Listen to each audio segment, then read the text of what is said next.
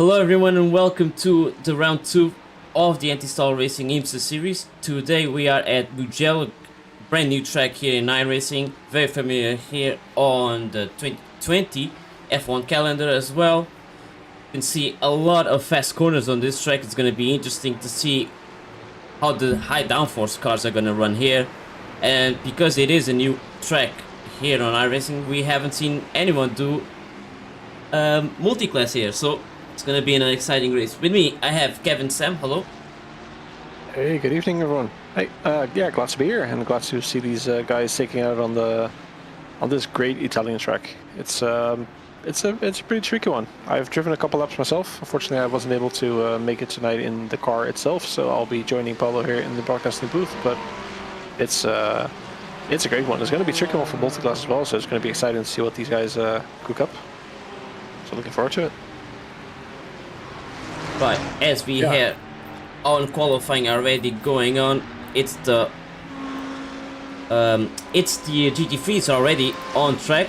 You can see here we have Carlos Bozza being the first one crossing the line with a 147.7, already starting the benchmark for everyone else. Alex Ott in P2 with almost 2 tenths behind him, and right now we are seeing everyone just crossing the line who is probably close. I don't think anyone is even closer to Carlos Bozza's time, but we will see, as this is only the first lap that people registered. We might see more people doing more soon, even better. We can even go on to Carlos Bozza's on board here, as he is running his Audi in first place. Currently the only Audi on track. I've taken some looks in the practice times that people have been doing, and I think we haven't reached the times yet that people have set in the practice session joining this event. So I think we're still in for a little surprise, unless people have got some track limits somewhere which do count in practice but don't count in the qualifying itself. But yeah, just to go over the format, we have 2 separate qualifyings, which is qualifying for GT3, which you're seeing now, which is 14 minutes, followed by a 2-minute break, followed by another 14-minute qualifying for the GTP class. We are running a amateur and a pro championship simultaneously for these classes. So on screen you're currently seeing the overall GT3, because that's the most interesting thing right now. I'm sure we can also separate it by AM and pro, as Paulo is showing now. So yeah, we have the option to change it. I believe the fastest time in the practice was a 47.4, set by our car number one driver, Carlos Bozza. He is also topping the settings, but currently still 3 tenths off of his best time. And I think we're not seeing all the favorites yet. We're on the top. I mean, Alex Ott has put in a great time. But I haven't seen the likes of Alessandro, for example. He's not up there yet, so he must have not set a great time yet, but we are going to see some times coming in. We did see some purple sectors in there, but I'm not sure if that actually translated to a valid lap. I don't think it did in the end there. No, it doesn't seem like the laps changed, so it is another opportunity to get, of course. Still a long ways before qualifying is over for our GT3 drivers. That's correct, and I don't actually think Alessandro is out on track currently, so that might end up being a surprise right there. I don't think Davide is there either, so either they're running into some issues somewhere or they have just decided not to qualify.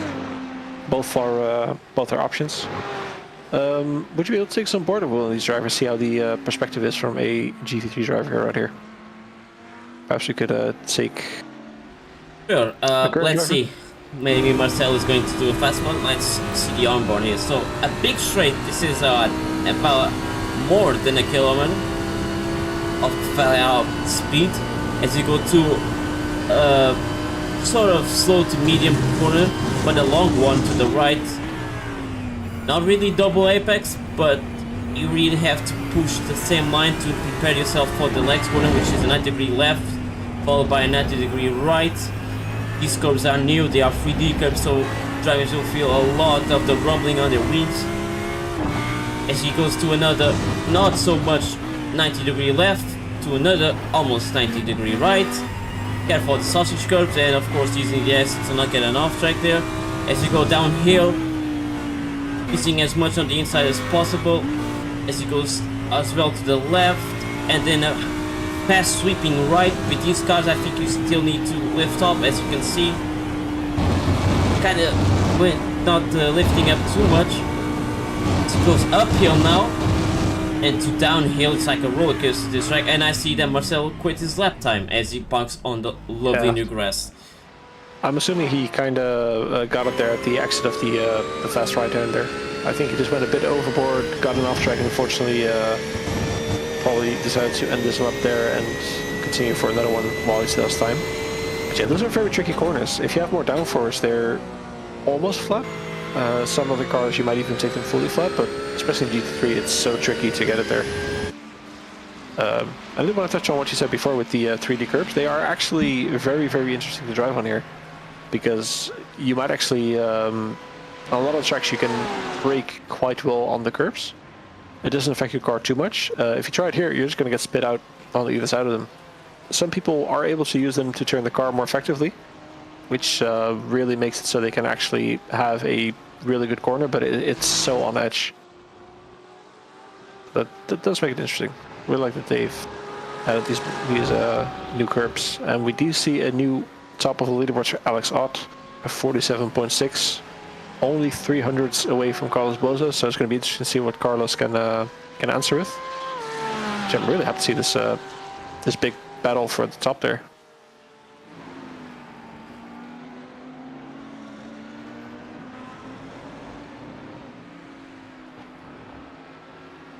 Right, still 5 minutes to go for qualifying end here of the GT3s. And it looks like Charles was just parked here, so I guess his qualifying is done. And we see, I think it was probably Matteo behind that went off track as well.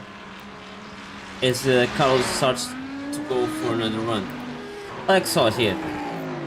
You can continue on his onboard. He does another set of corners there. That screen, the Lamborghini, must be so annoying to drive because it really blocks your view. It didn't bother me too much when I was driving the car. It was really in a convenient place for it, but it's usually you sit a bit lower in the Lamborghini so you look underneath it. I'm assuming you don't want to be looking out for cars flying in the sky, but then again, I haven't seen people race on Mugello here yet, so you might be looking for cars flying in the sky. You never know. It doesn't look like Alex is improving his lap time as he does all yellow sectors. Yeah, it might just be setting up for another lap. I do like the mechanics of this shorter qualifying time, since you do want to kind of warm up your tires a little bit. Oh, he did improve by 2 milliseconds. That was it. I mean, sometimes all you need is like a tiny bit. 2 yellow sectors and 1 green sector. That's all you need. True, his yellow sectors probably weren't that far off, probably like 2 to 3 milliseconds below, and that's why he could still manage to gain some on the last corner.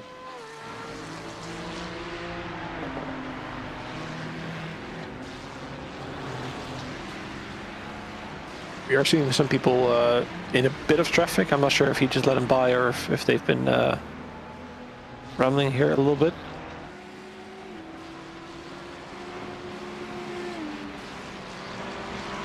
This is, you saw Yunus, he is, I think, on a fast lap. There are other drivers ahead of him, so we cannot see his current sectors. We will see in a minute. There you go, it is still all yellows. I think it's probably not going to be enough to improve from 6th place. We will see. No, he did park it, so that is it for him. True. Unfortunate for him. He does have a little bit of time. We did just get the 2-minute warning for the GT3 checker flag for qualifying. Right now, that's only about 1.5 minutes left. He may have had enough time to reset and get his lap going if he's really fast. I don't think he'll be able to do it, but that's probably his qualifying done. I'm wondering, is Carlos Bozo still on track? Is he trying to improve on his times? I think he is. I wonder how he's doing. Yeah, he is. What I'm noticing is top 6 is all GT3 Pro drivers. Samir Shari is in P7 of the GT3s. plus one other GT3 AM drivers, so it's a good effort for him. Bit of distance from the other cars on the same class, and there we go. Team De Hoon gets himself in P2 of the GT3 AMs, up to P8 overall. Yeah, that's a great effort from him. I mean, they're very quite close together. Current championship, I think Tim is currently in P2, so he's looking to defend. I don't think Samir had a altogether great race in Road America, but he is bouncing back quite well so far. So good on him from being the last finishing GT3 driver in the M class on Road America to basically pole position for his class. It's a great effort. Look at that car wasn't with the first purple sector, second green sector. It's all about this last corner now. Yeah, he's looking to Tries make to it count. push it on the outside. This is a bit there on the green stuff. Now flat out here. Let's see if the LD top speed is enough. This will be his last lap time. He cannot do any more, and it is a pole position. It is a pole position by 600s. That's a valiant effort from him. And we can see the other drivers, at least the top 6, have all parked it, so that's it for the GT3's potential pole. Who else is on track trying to improve? We have Matteo We're here. gonna see them. Yeah, Stefan Albanese is about to come over the finish line, currently in P15 of his class. Let's see if he can improve. P15 overall. He went to P8 actually. That's very good. Yeah, that's he was P15 overall, not P8 overall. So good on him. I think the next person to going to be crossing the line is Bart and most likely Garrett. See if they can improve on their times. Bart so far all yellow sectors. Will he be able to improve? He had a 147, 147.6 the best mark, or 149.1 is the best he can do so far. Fortunately not improving. Garrett Spence does improve by 1 position from P17 to P16 overall. Next one to cross the line will be Michael Pouter. 147.6 is the time to beat. His last time was about 1.4 seconds off. Can he improve that? I think he does improve. 14th to 10th place overall. Not a bad effort. Indeed, Matteo, I think, as well improved himself. He gains 2 positions now in 16th of the GT3. As we now should start seeing the GTPs coming out on track. Let's see. I think we'll see them in about 10 seconds. Perhaps we could walk through the classes for GT3. See who finished where for that part.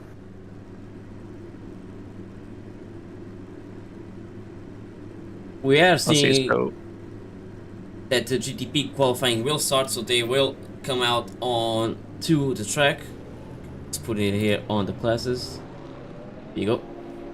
There we go. So for the GT2 class, we currently have Carlos Boza in pole position, Alex Ott in P2, and Marcelo Reales in P3. For G3 AM, we have Samir Arshad in the top position, if I'm not correct. Yes, Stefan Albanese in P2 and Tim de Hond in P3. Valiant effort from these guys, and I gotta say, between the pro and the M drivers is 8 tenths, and that's a big jump in our rating between them. So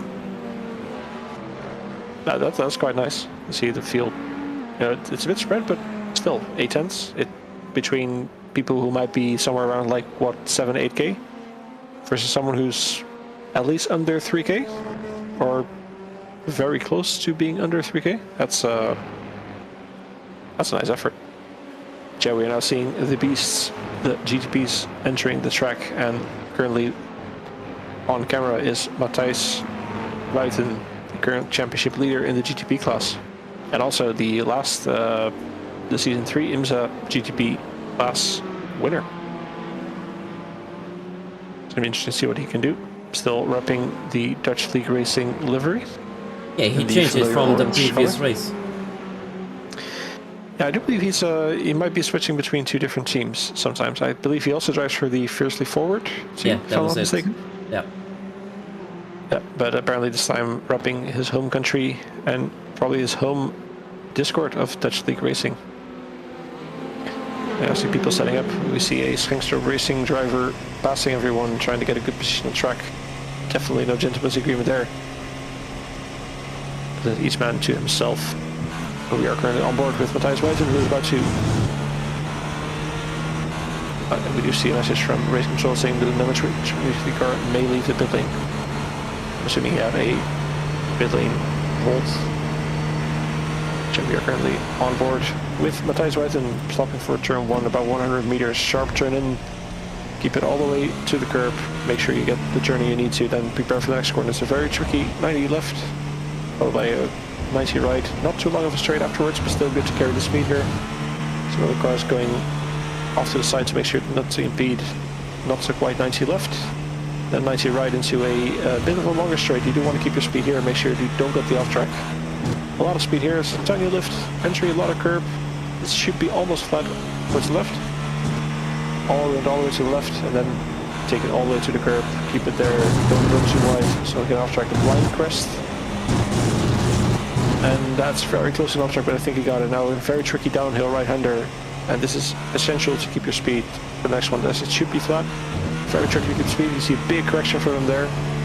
Now another downhill braking point into probably the second longest, I don't want to call it straight, but full speed section here. A very high speed chicane, doesn't get impeded thankfully. He takes all of the curb, you can take all of it here. Just make sure you keep at least one car, one wheel on the track, and we go into the last corner. This is very essential to get a good end of your lap, and also a good run into your next lap if you're doing multiple ones. Keeps in, goes on throttle nice and early, runs it all the way out to the curb, and now it's just a straight line to the finish line, and we can see what the first time is from him. As we go directly to the top, all purple sectors, a 1:32.095, which is still a little bit off his practice time, but so far head and shoulders above That's the field. still his only first lap, so he can still improve it on his second lap. We will see now. As long as he doesn't get an off track, which we saw some other drivers have on the second lap, then he can still use all the energy left in the car to get even a faster lap time. We will see in a bit. Yeah, I mean, usually you want to take your first lap as a kind of a banker, just set the benchmark of what you can do, and then use the subsequent laps to start pushing. What you and I both know from GTPs as well, your tires are never really there on the first lap, so you kind of want to go again. I don't know how the energy is here on qualifying mode. I could assume that it's not able to go for 2 laps, especially with this big long straight. So it might be taking a little bit slower. It's definitely able to do 2 laps. If you don't use it on the out lap, it's fine. That's fair. That's fair. So you're probably running your first lap with probably a bit under temp tires. Second lap they really come alive, as you can see with Tom Deppel as well. Purple sector in the first sector, yellow sector in the second one, yellow sector in the third, a 1:32.0. Nope, that's not what he got. But Tommy Patero in P2, only less than 2 tenths off, so that's good. Lorenzo is hopefully as well 3 tenths off. So we are seeing the next times coming in, but what can Matthias do? And he improves once again by 3 tenths, and that pretty much equals 7 thousandths away from his best lap in practice. So that is a blistering pace he's setting there, and a very big shoes to fill for the rest of the field. Here in the amateur class, I think this is, yeah, we see Niels Illuman leading the field. Or am I just seeing this wrong? This is all the same class. Wrong. You want to see the currently classes? It would be Matthias Weijzen in Pro, leading, followed by Tommy, followed by Lorenzo. And for the amateur class, right, let's see that too, or am I asking too much? There we go, Robin Duhamel actually leading. Willem on second, and Joao Diaz in third. Interestingly, oh yeah, Niels Duhamel is actually second in the championship currently. I was going to say, we're not seeing the top 3, but we are missing Seb and Sebastian van der Heuvel and Brian Loins in the top 3, so it's still going. I'm actually not even sure if Brian Loins is actually here today, is he? Yes, he actually is. Definitely P10 on the GTPs, yeah. I think Juanso is doing a fast lap, I think. I think he's still warming up. Yeah, he is. Yeah, that's one of the things I did notice with a lot of these drivers. They do want to take a little bit more fuel, just work themselves into a lap, because you don't really want to keep doing out lap in the hot lap. So you usually fuel up for a bit more and try to work your way into there. Only thing you have to manage is your energy. Even with America, a lot of drivers went for 2 warm-up strategy for 1 to 2 hot laps after. It's very close to not being able to get you the second lap, so had to very early decide to bail out if you didn't want that. But so far, not really a solid lap from Sebastian van Heuvel yet. I don't think he's been able to get a lap in yet that he feels comfortable with. But on the other hand, Robin Duhamel is really doing work. Number 2 in the championship and currently leading the amateur GTP class. Seeing that John being currently the only Cadillac. I think Daniel Ronke is on the session, but it doesn't seem like he's on track. But the only Cadillac, and he's still P9, so it seems like this car still can be a bit competitive on this track. Not just accurate. That's true. I think it's really track dependent on which car is the best. So far, the Acura has shown that it does look to be the one on top. But that is also kind of a self-fulfilling prophecy, I'd almost say. Most people drive it, so it becomes the fastest car because it has a bigger sample size, which means also more people drive it, so it's kind of a chicken and the egg situation. But in the end, I do think each car has their own specific qualities. It's not as much anymore like last season, where basically if you were not driving the Cadillac, you were doing something wrong.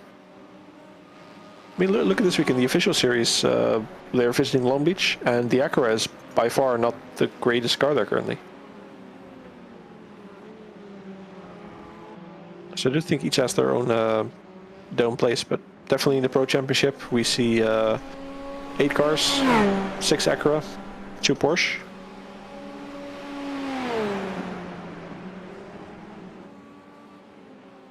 We see Alvaro Gutierrez improving himself to 2nd place, still 5/10 behind Matthias, so Matthias definitely still has a lot of advantage there, but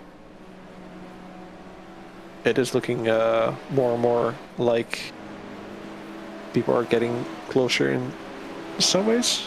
I do think Alvaro has improved on his qualifying, on his practice time so far. Best time in practice is 32.362. Best time in qualifying so far 32.264 from him. Some drivers are still chasing their optimal. Do see a nice improvement from Tommy Patero, who had a 32.5 before and is rocking at 32.277 now. So big props to him for improving. He was just the fastest of the GT drivers, but then went off track on that corner, so he has to restart his qualifying. That's a shame. They do have a little bit less than 4 minutes left, so they should be able to get an out lap and potentially 2 hot laps out if they're fast enough. But then puts his lap time to P2 now, almost 3/10 behind Mati. There's still some chance that the other drivers behind Matis can still get that provisional pole. Generally, Matis is the one who holds the most of the purple sectors. Yeah, I mean that's completely correct, and I gotta say it's mad props to Tommy there. I mean his best lap in practice was a 32.5, and he did actually improve to 32.0, so he gained half a second from qualifying, from practice to qualifying. So that's a lot of props to him. Matthias currently is 7 thousandths away from his practice time. So still a little bit to go, but they are getting closer. I wonder if Matthias is going to look to answer, if he's sitting pretty in the pit lane. He is still on track.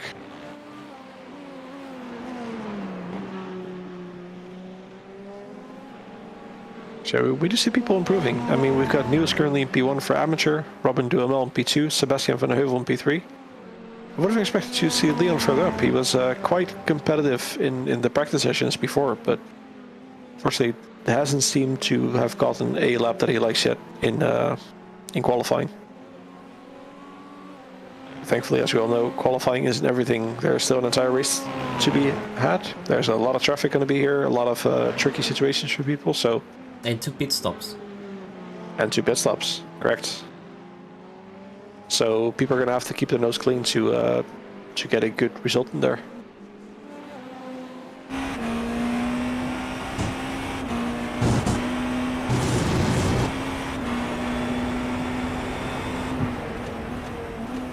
Looks That's your fast. hill getting really close.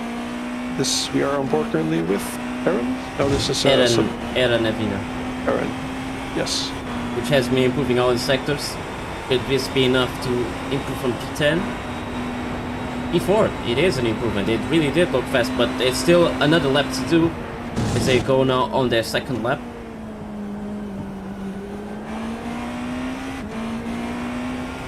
We will keep an eye on that as we see some other Alvaro Gutierrez currently.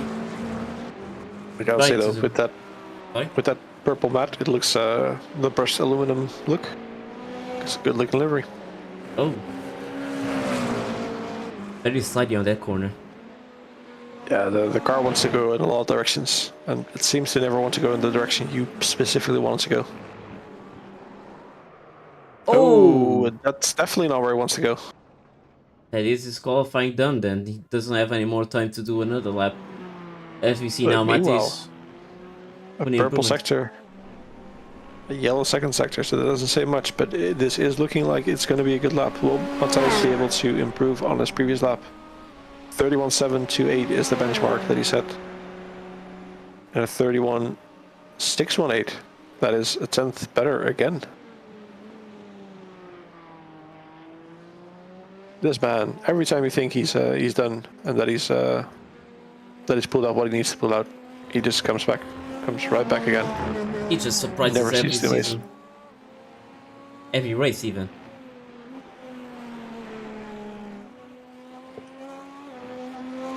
Where's... So we have reached. Chris, we have reached the checkered flag, so these are the last laps. Carlos Pons was P15, now still P15, unfortunately. Ricardo Salin, next one to cross the start-finish line. 31.618 is the benchmark. 32.8 is his lap time, and that improves him to P11.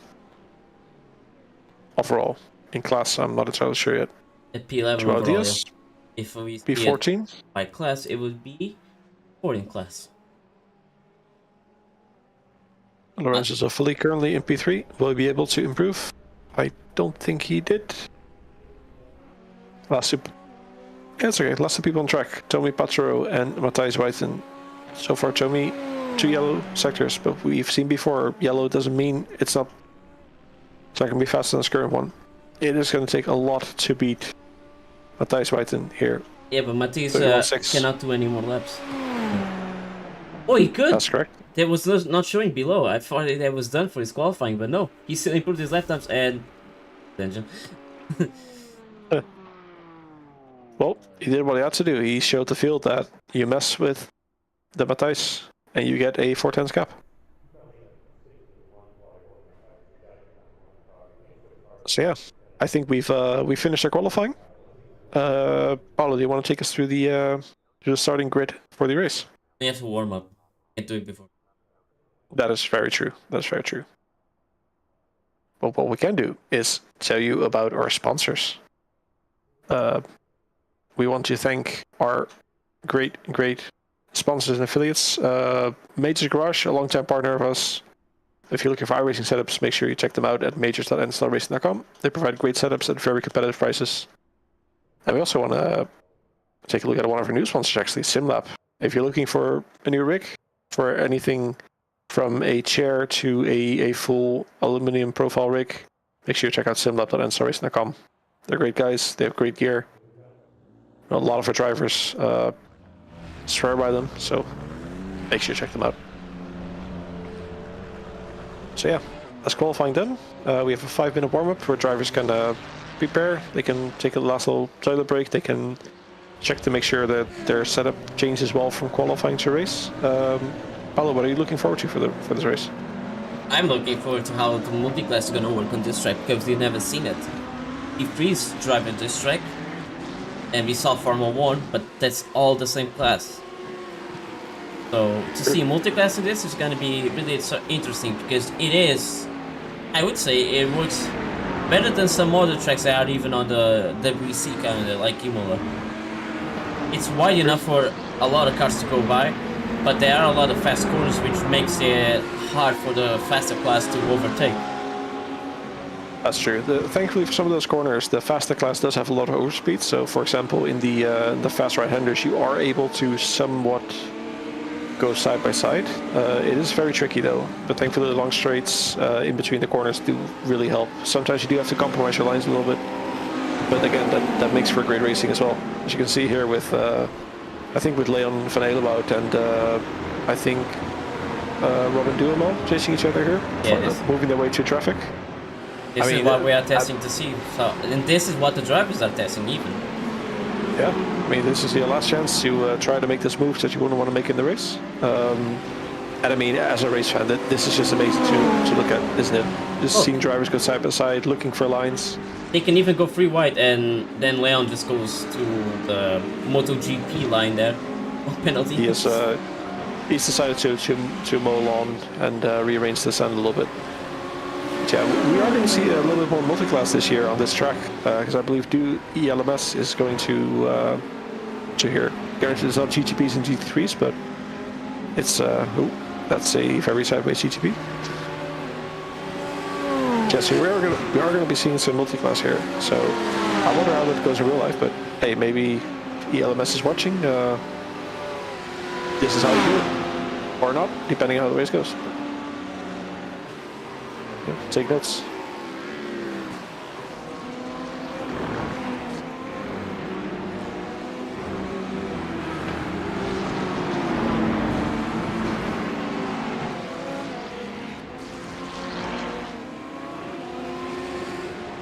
We see some people in chat. We see Matteo Branchetti. He's, I'm assuming, cheering on the number 104 driver Lorenzo Zoffoli. Saying Forza Zoffo. Jos Henriksen cheering for Aaron, which I believe is one of the GT3 drivers, if I'm not mistaken. No, he is one of the GTP drivers, actually, Aaron Aviner. So great to see some people in chat here. If you get any questions, if you want to reach out, if you want to get your message on stream, make sure you put it in chat. We'll try to read it whenever we can.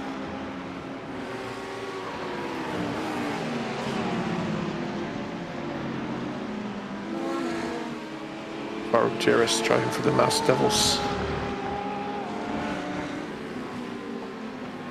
Just love when people have their actual picture there. Makes for a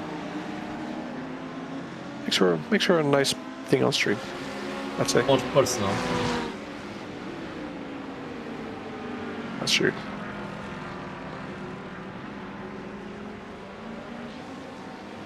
We just see a report coming in from race control. Car number 99 impeding will be investigated after the race. I believe that was a report coming through for an incident between the number 99 car and the number 232, if I'm not mistaken. So Joan Diaz and Brian Loynes. No, I'm actually wrong. It was number 38, number 19 and number 38. So that incident will be reported after the race. It was an incident qualifying for impeding. Unfortunately, it does happen, and our race control will deal with it as soon as they can. So we're just counting down the last couple seconds, so less than 10-ish seconds from the warm-up. We'll be heading on to the starting procedure, which is, of course, in our IMSA league, it is a rolling start, which means all the GTPs will be fielded before the GT3s. They'll all have a rolling lap to warm up the tires, to get ready, and then a rolling start will be happening. The rolling start will happen with GTPs first, heading on the designated starting zone, and afterwards the GT3s will go on the designated starting zone as well, which have a separate start, so we'll be able to follow both of them. But first, we head off to the grid. Pablo, if you would do us the honors. Okay. Can you just say the first name since you do it better than me? Fine. on the GTP, we have Matthias White in the pole position. Tommy No, on that's P2. how. It's because I always mistake how to say Matis. Is Matis? Matthias. Matthias, yeah. Matthias what? Matthias Whiten. Okay, yeah. I need to learn how to say his name properly because he's always in first place and I always butcher it. So, Matthias Whiten. That right? Correct. Tommy Patero. Well, Patero. In P2. P3 for Lorenzo Zaffoli. P4 for Álvaro Gutierrez. P5 for Eran Aviner. P6 for Sebastian van der Hoeven. 7 for Niels Ullmann. P8 for Albert Prim. P9 for Robin Duhamel. P10 for Juan Valle. P11 for Ricardo Tallin. P12 for Leon Elwood. Hello. Brian Lawrence in P13. Bruno Diaz in P14. Carlos Ponce in P15. 16 from Jack Reeve. Frankie Francicia in P17. Felix Smith in P18. Tom Daswell in P19. Daniel Ronke P20. P10 on now for the GT3s. It's first place for the GT3s, yeah. Carlos Boza, P22 in for Alex Ott. I can even say it just by the first number. It's exactly 2020. Perfect. So, third for Marcel Reales, fourth for Daniel Maggioni.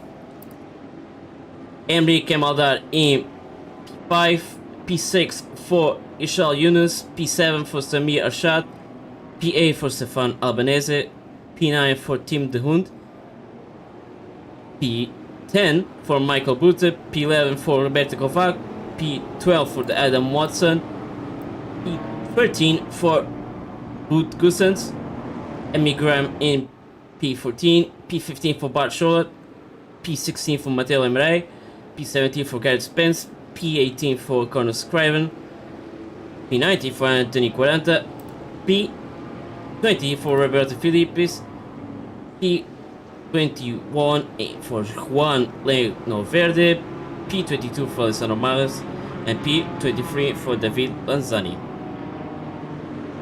Thank you for taking us through that, Paolo. That's that is 43 names in total.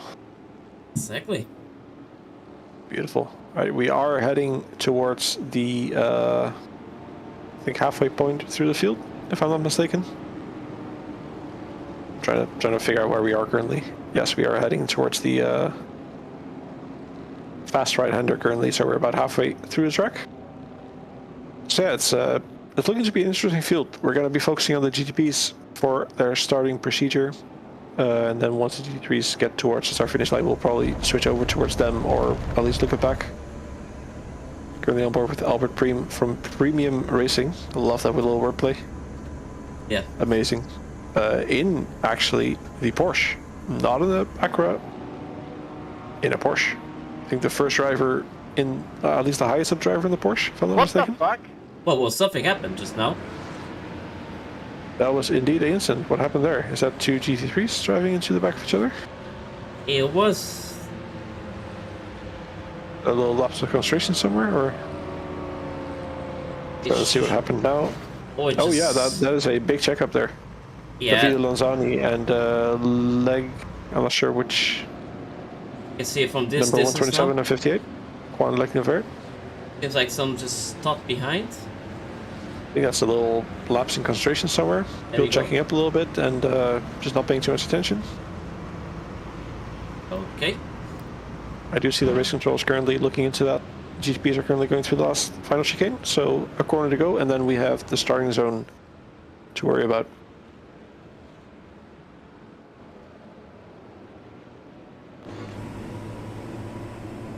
Yeah, back on board with Albert Prim. I was going to say one of the, I think the highest up Porsche, if I'm not mistaken. But you are No, it's sure correct me if that's- Aaron right beside them, or actually one row ahead. Right, all fair. So not the highest up Porsche, but definitely one of the two Porsches. Yeah, we are currently coming out of the last corner. The safety car is pulling in, and we are almost heading into the start zone, and they are off. There we go. Great start by Matthijs. Tommy immediately filing in behind him. One car on the outside, the blue car. Keep watching of him. I believe that's Alvaro Gutierrez getting ready to make a move. 2 out into the corner. So we'll make it, ooh, very wide, and a very big moment from one of the GTPs in the back. We'll see out who this a little bit later. Currently everyone making it safely 2 wide into the second corner. Big move. But everyone, oh, there's a big spin in the back from one of the Dragon cars, if I'm not mistaken. A lot of collection there. That is a very bad one for the field. Robert Duhamel, I believe, is currently out, and the GT3s have currently started as well. We're heading over. Good start by Carlos Boza. Alex Ott just fighting it behind. 2 wide Marcelo Real is Danny Maggioni. Danny on the inside. Is he able to make the move stick? I believe so.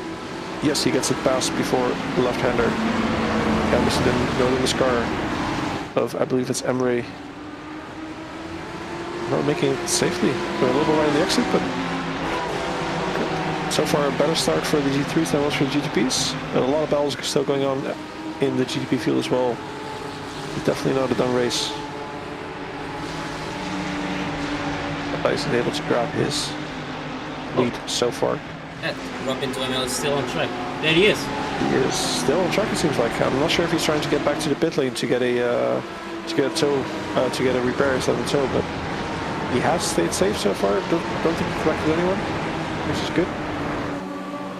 Yeah, he's trying to take it back, limping back to the pit lane. Trying to get his fast repair so he doesn't lose too much, doesn't lose a toe at least, but on board with Quangsto Val chasing down Aaron Aviné. Blistering fast lap from Blaise White, already putting a 1.4 second gap over the field. Lorenzo does run in a little bit in the first sector. That might be setup differences. Still field relatively close together.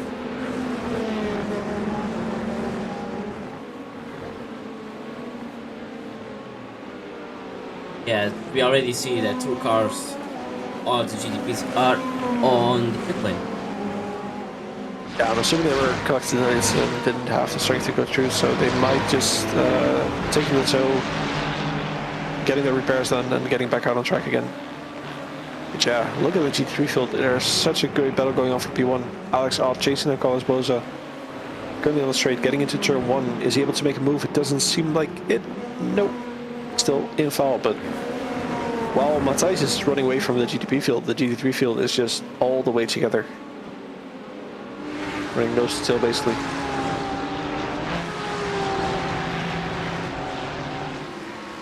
Rankin Falker and Leo does a rejoining GTP. He's fine as well. I think that's still one of the cars trying to get back somewhere.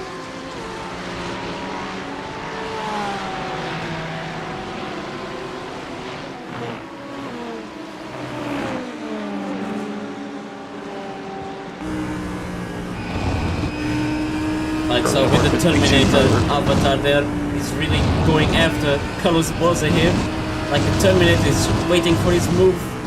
Getting really close to as well. I think he could do it possibly on the straight as he keeps getting this distance from probably the closest of the other GT3s. We are seeing someone just... something happened. Yeah, it is. An accident here with Roberto Covat.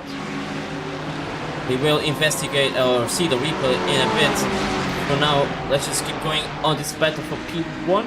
Oh, actually, he's already back overtaking. No. Not sure. That's not the way you probably want to go through that corner, but does get the position. I want to race control things to that, as I'm assuming the Drakkar Racing driver was probably not too happy with that move. Jabber currently back on the straight, on board with Alex Ott, trying to grab the slipstream from Carlos Boza, but actually there's not that much slipstream with the GT3. He's trying to get there. He does basically an equal lap time as the car in front of him, but he's just not able to get a move done, so he's going to have to wait for either a mistake or stay a very good exit from him to be able to capitalize on that. Meanwhile, Mr. is already really close to them. Yeah, he's definitely able to catch up.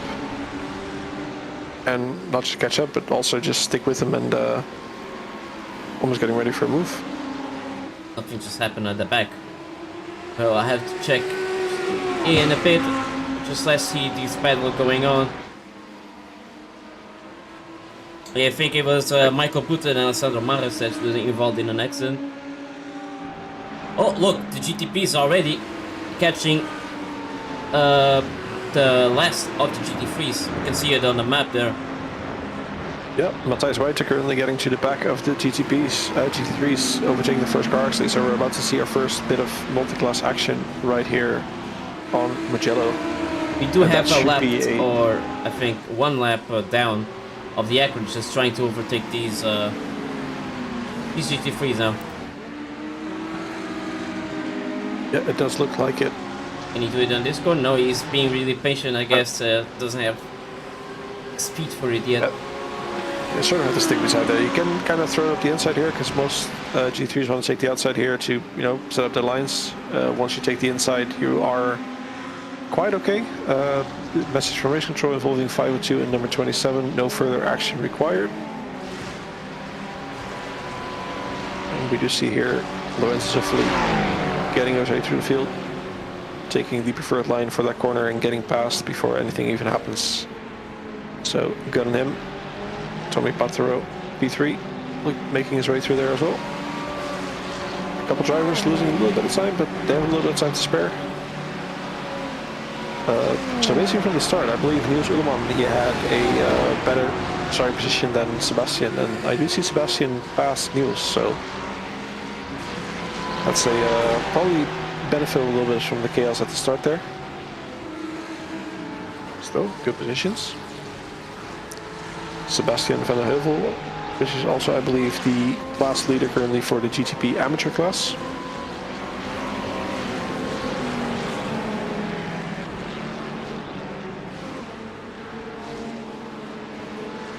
The traffic just being really respectful to each other on these parts of the track. That's really good to see. On that well, I think it's about very close to with the Albert Priem here. And kind of lost the distance here. Once Oval is also really close to around. They have to keep their distances, not overtake the same class yet. They have to be patient with each other. That's why they are close. They are patient for the opportunity to overtake the slower class cars.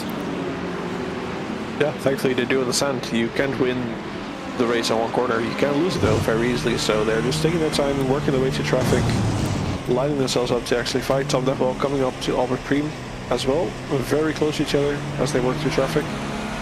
Horst Oval currently looking to get a move onto Aaron Aviner. He's been chasing him for a while. They are catching up to the back of GT3 traffic.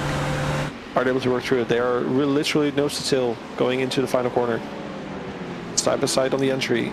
That does mean Huangsto might have a preferred line there. He's going to get a better exit if he is able to, but I don't think he's able to carry the speed so far. But with the slipstream, he might have a chance. Acura versus Porsche, who is able to win in terms of downforce. A lot of GTG have to deal with as well. See the blinkers going off and lining up again for turn 1. So no action there yet, but incredibly close racing. Just the way we like to see it.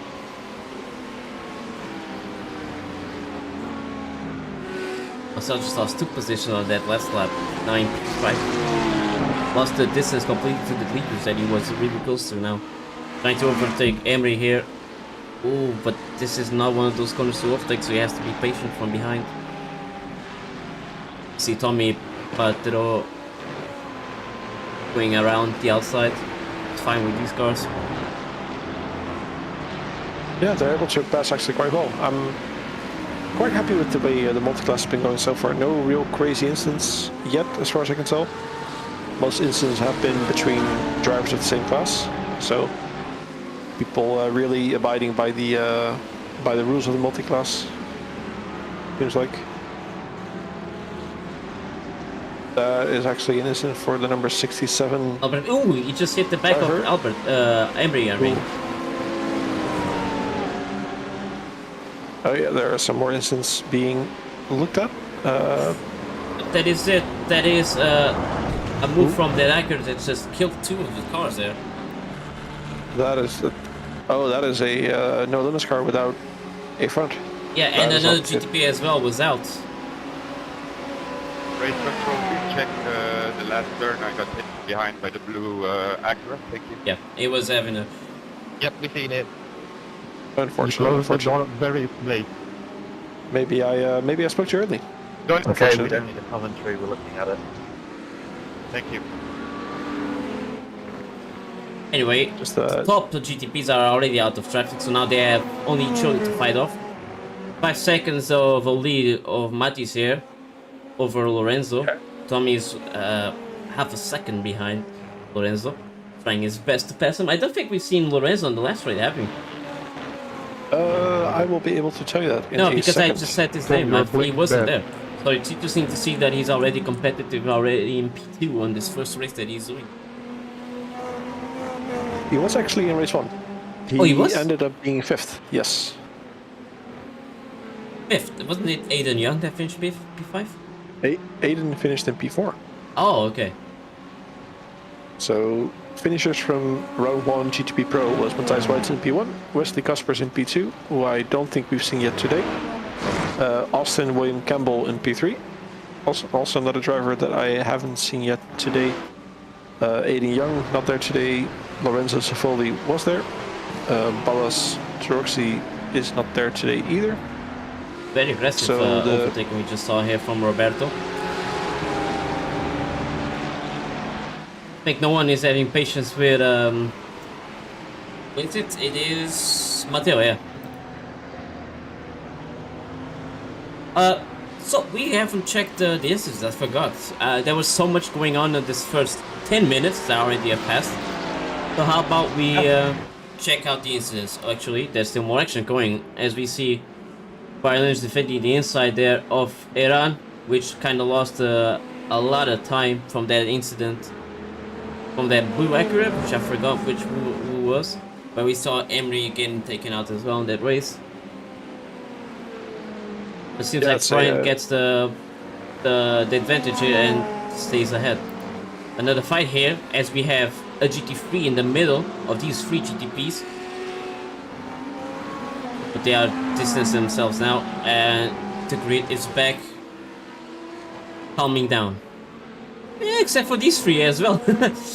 Everyone's just so close to each other, and this track is actually really fun to see all the fighting that's going on. Yeah, there's a nice battle going on between behind P7 there of Sebastian van den Heuvel, Albert Riem and Tom Mardetwell. Both, I believe, are pro drivers, so Sebastian kind of holding them up a little bit. Not necessarily his race to his battle to fight there, but I mean, in the end, they're all in the GTP class, so they're all able to fight for their own positions. But yeah, on this exit, we do see Albert Riem with a good exit, with a big slipstream as well. This might end up being a move going into turn 1. Let's see if Sebastian defends the inside or if he lets the perhaps technically faster pro driver by. No, but we do see a move from on the inside. Look at that, overtaking 2 cars. That was a move right there from Tom Delval. Actually, Niels is currently leading GTAMs in P5. Yeah, we did see Sebastian being ahead of Niels before, but I'm assuming they have had some unfortunate incident. He may have been involved in one of the incidents there where he had to avoid something, or who knows, maybe he even was the cause of something, but we haven't seen a report from that yet, I believe.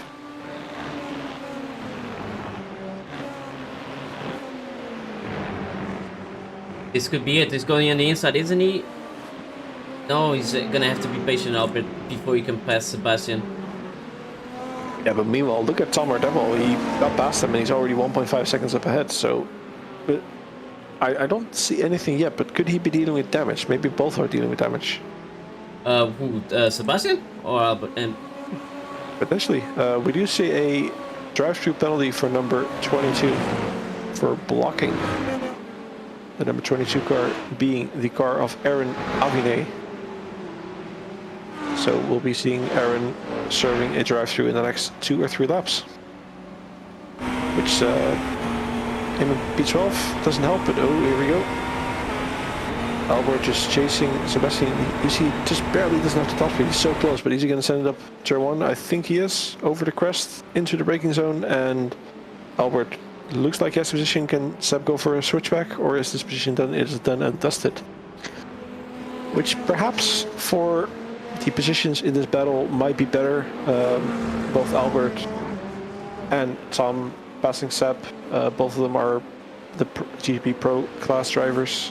So maybe it's in Sebastian's best interest to just stick behind him and follow. But he is losing a lot of time, so he might have some damage somewhere. This is one of the incidents that happened in the start as well. There's one Diaz which was really high placed on the GTPs or AM class. there, up on He was the involved inside. on this I crash, think yeah. But he spun it on Seems his own. an instant between Albert Preem. Yeah. I don't. Yeah, probably just trying to avoid it. But the instant we saw in front of them was between Albert Preem and Robin to ML. Robin Duhamel. Yeah, I think one of them just maybe took the corner a little bit too tightly. And what happened to Roberto to be so far behind? We did see some damage on the car ahead of him, which was... Oh, that's unfortunate. Yeah, once that machine starts going, it's so hard to keep it. Oof, that's a tricky move from the Drockheim car. And this is why There, Alessandro lap Miles two. was all the way back. And for the corner, hitting... Ooh, just running wide, running wide.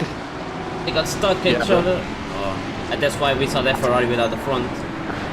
Yeah, I think he just got in a very, very bad angle there. I mean, he started going a little bit wide, he hit the back of the other car and just sent him sideways. And this happened ahead of these two. Matteo, I think, seemed like he did it on his own. That was that incident, see? Oh, no, wait. No, that's the same incident there. And what happened to Matteo here? Yeah, he did it. He went drifting. Oh, Matteo, that corner goes right, it doesn't go left. And this is the accident we saw out the blue Acura just going straight. Oh, yeah. That was two GTPs fighting for position, getting entangled, and unfortunately Emre being in the wrong place at the wrong time. Which might be what the number 22 car actually got the penalty for. And that's unfortunately he's by himself. This is what I was looking for as well. What happened to Graham? Oh, from the just side, yeah. Just a little tap on the inside, car in front taking the corner a little bit too tight, and Amy maybe putting the nose where it didn't belong. That's up to the stewarding team in the end to decide, but here we go. Matthias Weitzer coming out the outside past the GT3s. Ooh. GT3 just checking up a little bit before the GTP was passing, and unfortunately Anthony Quanta being the victim of that.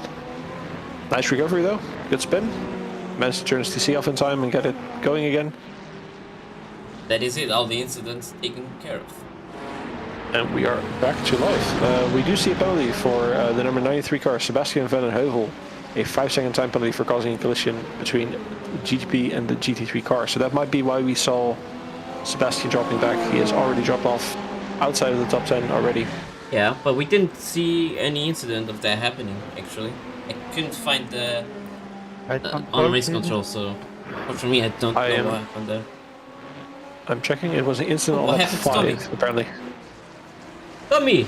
He was all the way up to top 4. Oh no. Currently falling down. P10 currently, and on chased by Sebastian. Being said, Sebastian does have a 5-second penalty, but what happened to Tommy? Was that a unforced error? Oh no, that was a bit of a awkward move on the GT there. I don't think that was his move to make there. No, it seemed like he was way too far back. Ooh, this... Could it be that Matteo can see the car behind? Let's see on different camera. I control one more, only 3 I'll times probably after. check it again. With Matteo. Was that Matteo and Sebastian van den Heuvel? No, that was a different car there.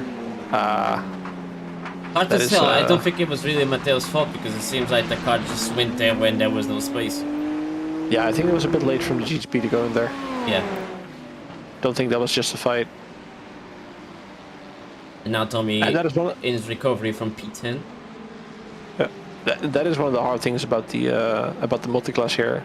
And sometimes you have to be very, very ruthless with your moves, and sometimes you have to be a little bit more patient. And the fine line, there's a very, very fine line between that.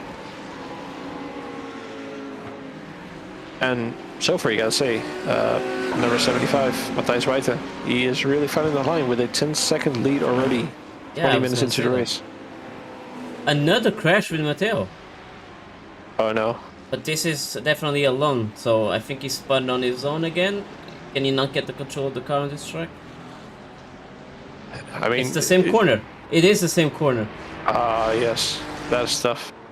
It might also be working on this mentality. Oh, that's harsh. Might be working on this mentality a little bit. I mean, it's you have a couple of instances you're going in, you might be getting angry at things, and it starts getting painful. Sometimes you get a little bit too much in your own head, and you have to cool down and get calm and get collected again. Currently on board with Tom Dadwell, looking to get a move on to Hongste Oval for the 5th position.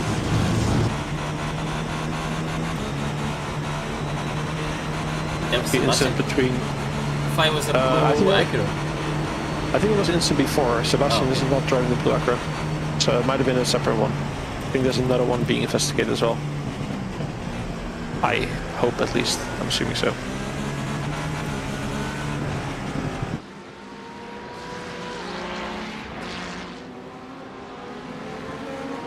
But yeah, so far it's a stellar race from Niels Ulleman. I mean, he is currently the leading GTP amateur driver in P4 overall, even. That's a stellar result. After his first race, where he finished, I'm not sure if he even finished the first race. No, he did. He finished in P4. He had a solid race, and then at the end it didn't go according to plan. Almost got overtaken by the guy in P5, who had a great recovery race, if I say so myself, because it was me.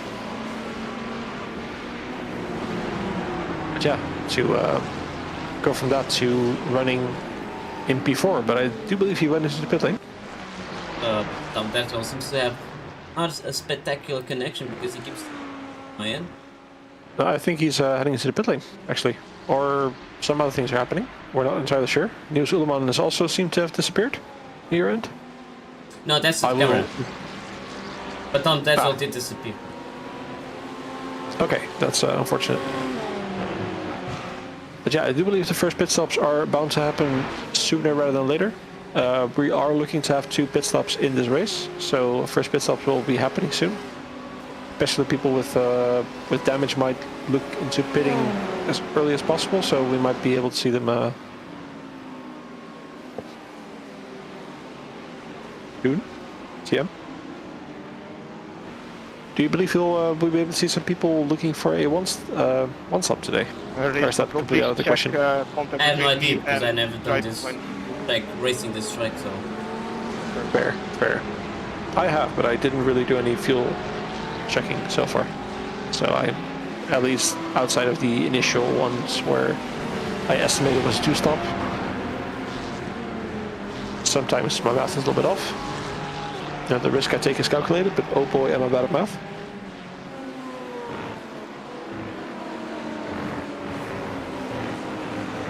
Currently, look at that GTP amateur. Niels Ulleman, a 7-point in increasing 8-point-something second lead over P1. Why did it increase so much? Is Leon going to the pit lane? Is he losing a lot of time somewhere? I'm assuming he's going to the pit lane, or he has some issues. Well, Leon, just now, we just saw. He just lost you behind the traffic. Ah, fair, fair. He lost a lot of time there, and Brian Loy's just managing to run past. Leon van Ellewoud representing Anti-Star Racing there in the orange and black Acura. One of the 3 drivers normally representing Anti-Star Racing. Unfortunately, 2 people weren't able to make it. One had some other things to attend to, and one is currently yours truly.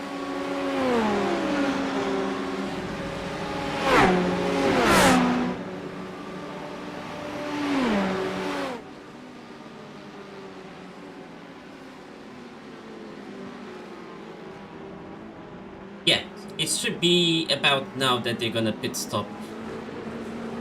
Let's see, Matthijs is currently lapping some other GTPs, in fact, but he might just go on to the pit on this lap right now. I would assume so. Unfortunately, we cannot see the onboard of the car to see if there's a warning of low fuel, so we had to expect that he is. You know. Yeah, we just have to do a little bit of a calculations, we assume 25 minutes in. Looks like around the time He is going. should I be was hitting. right, And there we and go. the others as well. No, actually, P2 does, P3 doesn't, Alvaro doesn't. continues. So, at least for a lap, we have a new race leader, which is Alvaro Gutierrez. Alvaro might want to capitalize on this, or he actually made a mistake. I just noticed, yeah, he made a mistake because you still have traffic ahead of him. These cars that we are seeing that pitting now, they won't have that much traffic ahead of him. We see P1 of the GT3 class is almost reaching the last corner. And I think Matthijs is already slowly starting to drive again. Yeah, yes. They are currently going back out again. So Actually, he should come out right in front of the you know the car that we class saw? leader? We saw the car? That was the lapped car. P1 is Niels. Ah. Oh, look at that. Overall leader currently Niels Ulrich. So P1, P2, and P3 did pit.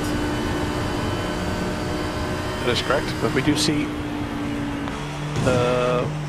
Matthijs Reiter coming out in front of the GT3 traffic, which is essential probably for his planning. Just in front.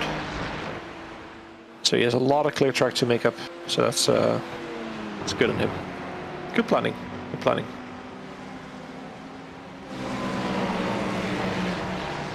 Might see the GT3 there. Every GT3 now is currently in the pits, and they are currently outside the pits as well. Some of them. I mean, I think it's Carlos Boss, the only one that left the pits. Where is the? And we might be seeing some people fuel saving a little bit to get a extra lap or to just spend less time in the pit lane. A very valid strategy. No, Carlos in pit. I'm sorry. Everyone except Carlos Boss has pitted. And you see, lap 14 was the last lap that GT3 is pitted. Carlos Boss did not pit yet, so he will try to do it now. And try to keep we his see lead as the well. one going to the pit lane. Leon Elwa is joining him. We're going to be able to see if Tommy Patero also ends up going into the pit lane. I believe he would. He is currently going to the last corner. We'll see. Does he turn right? Does he keep it going straight? And he turns into the pit lane. Kevin, this is a question for you Yes. from the chat. VR or triple screen when on budget? Ooh, Because you have both. that is tough. That is a tough one. I think budget-wise, it costs probably about the same. It might be a bit simpler to step into the VR game, what with like the things like Oculus Rift S. If you want to look for something cheap, they have dropped support for those, so you might be able to find them quite cheap. Performance-wise, triple is a lot easier to run than VR, so it kind of depends on what you also have.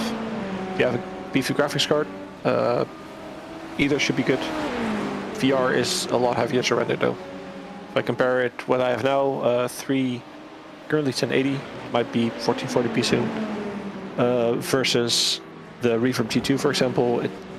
I think Reverb G2 is about 16 million pixels versus 1440p triples, it's 12 million, so yeah, but still easier to run about triples. triples, still need to also find a mounting for it. True. And that also costs money True. as well. True. In terms of flat out costs, probably triples are a bit more expensive if I spec them out. So yeah, budget, probably VR. If you want the experience, if you want the simple things, VR is very easy to do. If you don't count in the graphics card. If you count in the graphics card, it's the whole other story, whole other kind of works. No, but I think still VR would be cheaper just because it's still how do you say, cheaper, the VR headsets, not even the expensive ones, compared to free screens. Yeah, race control. Please Especially check for the the refresh rate that you're gonna get. I think most of the Mia VR headsets 29. are 90 Hz, at least the cheaper ones.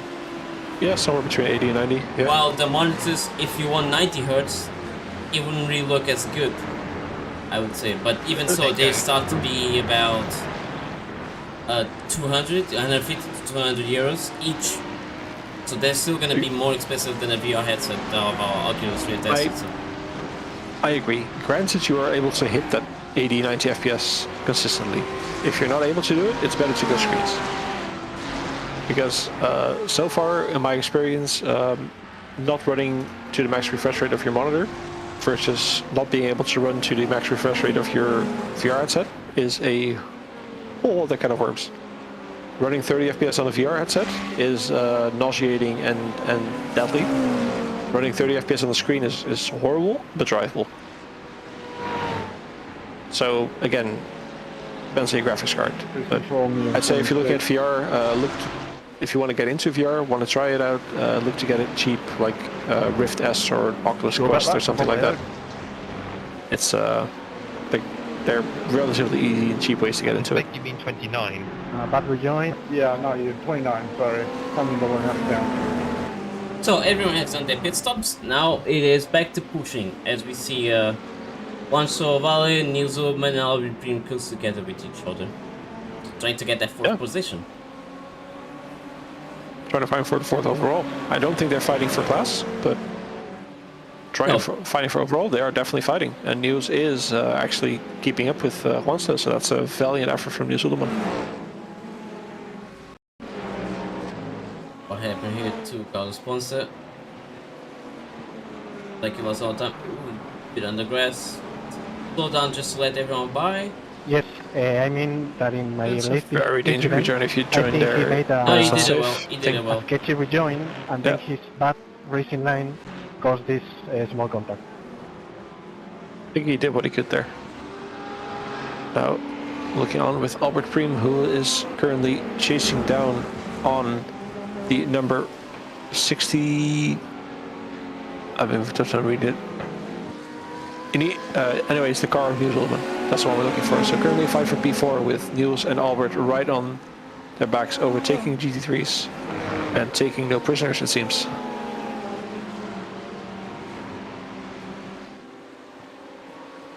Oh, they got a good run there. So far, Wangstead is still looking to be the stronger driver of the three, but again, mad props to Niels Ullmann for being able to stick with him.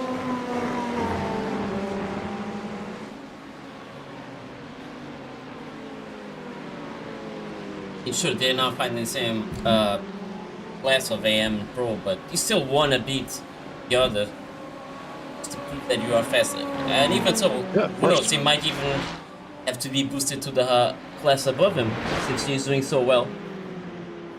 Yeah, absolutely correct. I do believe that was just an instant between the number 40 and number 93 car, which is Antonio Quaranta and Sebastian van den Heuvel. Perhaps we can pull that up on screen. Oh, you have the chance? About between who? Between the number 40 and number 93. Lap 17, apparently. It looked like there was any incident happening on race control. That's why I didn't show. Alright, fair enough. Might have been a not too... a non-fatal incident. Yeah, I can't find it. Ah, that never happened. This happened though. Let's see what happened. I think it was on its own.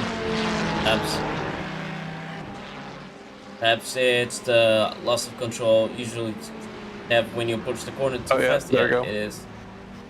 Yep, this is very unfortunate. Running in a bit too fast, a bit too hot, and then just losing the tail on the car.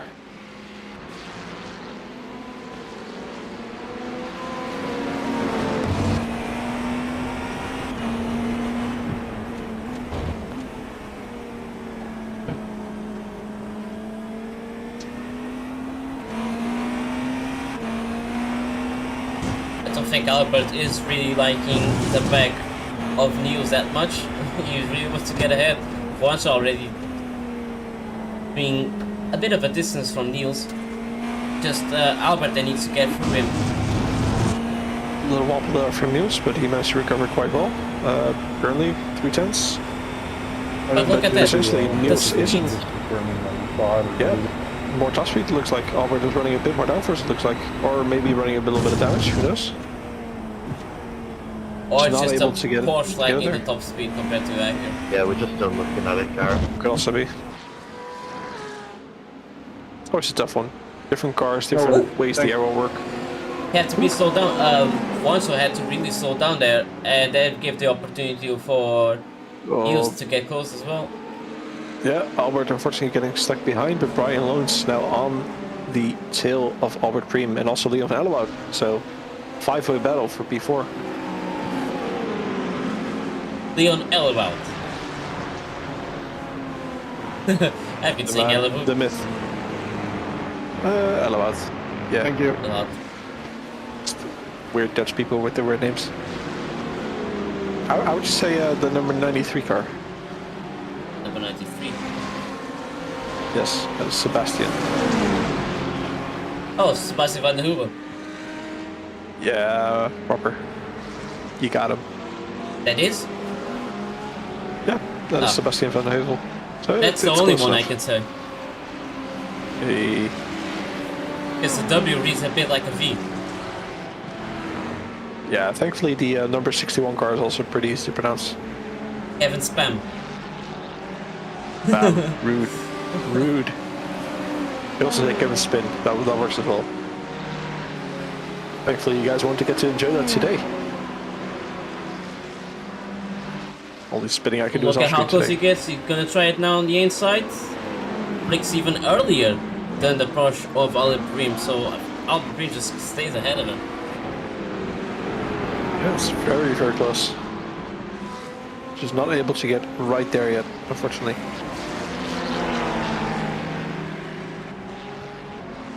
"17-second lead Matthias has over Lorenzo. Meanwhile, on the GT3s, it's only 3.5 seconds. Not such a much of a domination on the GT3 side compared to GT3, but it is. But it is Neil's opportunity. He goes around. Gonna get around the outside of the G3. That's a very dangerous overtake. Nah, that was never on. No. He even lost more position because of that. That is not. There was not space to do that move. And now he tries to go inside the free wide. Well, I don't think that GT3 is particularly happy. You can see his steering is all out of whack, so that's a very unfortunate one. You can see that again. I've seen the exact move in the practice sessions and in the other move. You can't really go around the outside there. The GT3s just don't have the opportunity to stop. But we also saw the Audi losing a bit of control on the road, so that's why he suddenly went to the left. But yeah, don't go on the outside of the car like that. That's just ruining.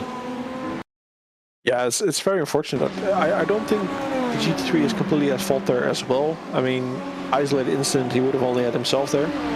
Unfortunately, that was a GTP trying a very, I'd say, risky move around the outside. I think he has damage on the right side. Yeah, but that's a tough one. I mean, okay. Thank you. Next. As a freebie from Ricardo towards Niels. I can tell though. Netcode incident today. I don't know if it's it's track or using high a rate speed, but servers or whatever, but a lot of people are getting glued together or just hitting each other when they're not making contact. Just for your information. race control saying that people have been getting a lot of that code incidents, like going inside each other's car, which is not ideal. And also, I'm wondering something else. I'm getting very low price as well. I've tested it, and people have tested it, and it seems like the Acura is super fragile compared to the Porsche, which is a tank. And you cannot get damage and too much ammo repair. Oh. Look at these two going at each other. Niels and Ricardo really looking to battle it out here. Ooh, that's so close. Ricardo's almost able to put his nose in between the car there. Didn't get to do it, but now we're getting onto a long straight. If Niels does indeed have damage, that might affect his error here, but we already moved from Ricardo up the inside. Niels left the door open and Ricardo decided this is my turn, but unfortunately, And again, I'm being two forced cars into each other I'm talking and Kind of pushed him. yeah, that's unfortunate. I think he just ran a little bit wide, and maybe that is part of what the race control was saying as well with the netcode instance. Maybe they got a little bit close and netcode decided let's go together towards the side. But yeah, I'm not envying race control here today. It's going to be a tough one starting on those. So they're all quite tough instance to crack down on. You gotta decide what is an actual incident and what's quote unquote malicious, what's a actual incident, or what's just a netcode or a racing incident. Of course, still, it's part of the drivers to report incidents that the race control is not seeing. Race control can be on every car all the time. That's absolutely correct. And we do ask all the drivers, if there's an incident, please report it, because if it's not reported, then there's a chance it is not seen. So there's all the other types of incidents. Contacts are quite easy to look at, because those get reported into our race control software, and we are usually able to see those quite fast. Things that are less obvious, which don't result in a iRacing incident, like official incident, things like blocking, things like maybe a 0x happening somewhere sometime, they're not always visible. So we do rely on drivers or vigilant people to see those and report those. Oof.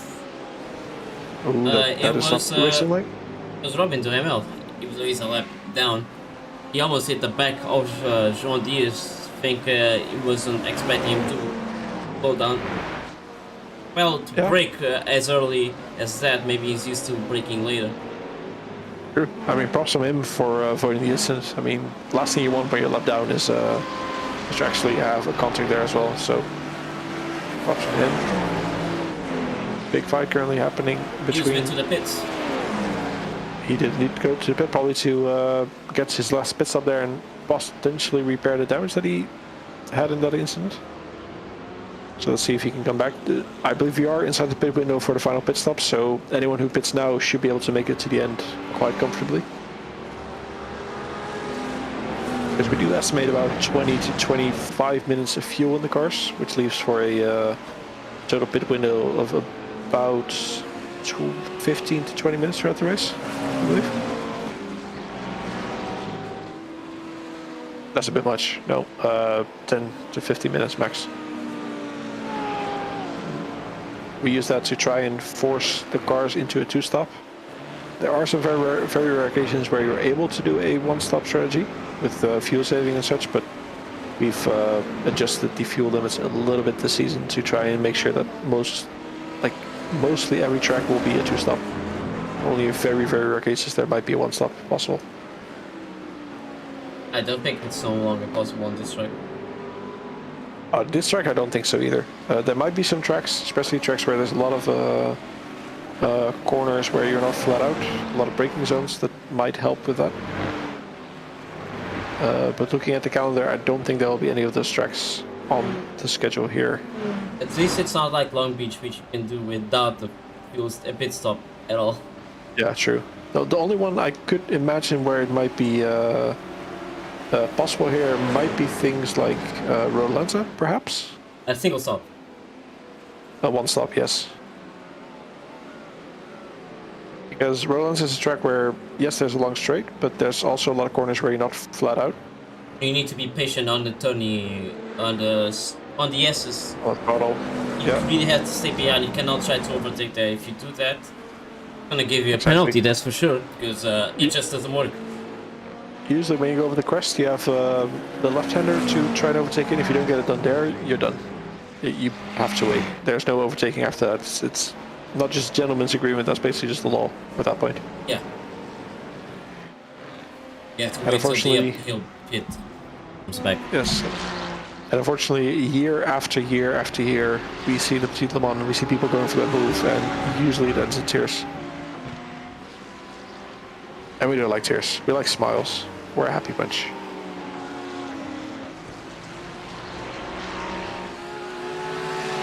So yeah, we're currently 3/4 of the way in. Well, about to be in a minute. We see a lead of 17 seconds for the GTP class leader of Matthias Whiten over Lorenzo Zoffoli. On the GT3 field, there is a 3-second gap between Carlos Boza and Alex Ott, still the way they were running at the start of the race. Carlos Boza in P1 and Alex Ott in P2. Quite a few gaps as well everywhere. There's still some battles going on. For example, we see a battle currently happening with Stefan Albanese. He is getting chased by Alessandro Maros, who's looking to take his P8 away from him. And in the GTP class, we have Brian Loynes, who is currently chasing that Albert Priem, but at the same time is also being chased down by Leon van Edelwoud. And I believe with Niels Ullman pitting and having the incident before, I think that might put Leon van Edelwoud in the position of class leader for the GTP amateur class, if I'm not mistaken. But I'm sure you were able to... No, it's Brian Loynes. My bad. So the battle we're currently seeing between Brian and Leon is the battle for P1 in class. And in terms of championship position, I think Leon is currently P8 in the amateur class. Sorry, P7, and Brian Loynes is P3. So if Brian Loynes manages to take this home into P1, that is a big boost in points for him, and will probably put him over Sebastian van den Heuvel in terms of championship position. Might be very close though.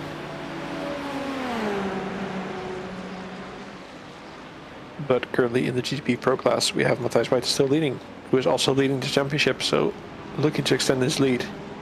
And luckily for him, his main competitors currently, Wesley Cuspers, Austin Campbell, and Aiden Young are not there, so P2, 3, and 4 in the championship are not currently there.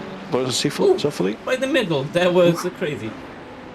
That's a move. You see people getting a bit, I don't want to say spooked, but a little bit more aggressive in traffic, especially when you're fighting for the lead in your class. That's threading the needle. Getting a bit higher. Yeah, that's really walking the line between hero and zero right there. And so far he came out on top, so still a hero, but that can all change very quickly. Definitely not making any friends there. But then again, we're racing, we're not here to make friends, are we?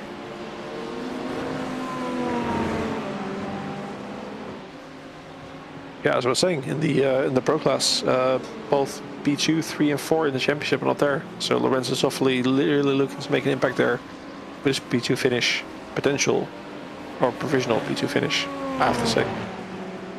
But that is a mighty lead Matthijs has currently. As we are currently 29 laps into the race for the GTPs, so that is nearly a second, well, not nearly a second per lap, that is almost 3/4 of a second per lap faster, if my math is not mistaken. Maybe he just stopped on track. I think he did. You have a moment there. Turns the car in, everything goes well. Oh yeah. Oh no, that is unfortunate. That is one and done right there. That is incredibly unfortunate, and that is Matthijs out of the race, unfortunately. Matthijs, what? Sorry, Matthijs. Niels. Sorry. My apologies. All the Dutch League racing. Yeah. All the what do you call them? Dutch sim racing? Dutch League racing people watching the stream, all like, what happened? What did I miss? Well, the answer is, if you're a Dutch League racing fan, not much. If you're a Sangstorp fan, then you are not having a great day today. But on the other hand, if you are a altitude esports racing fan, you are having a great day because your driver Brian Loynes is currently leading the GTP AM class.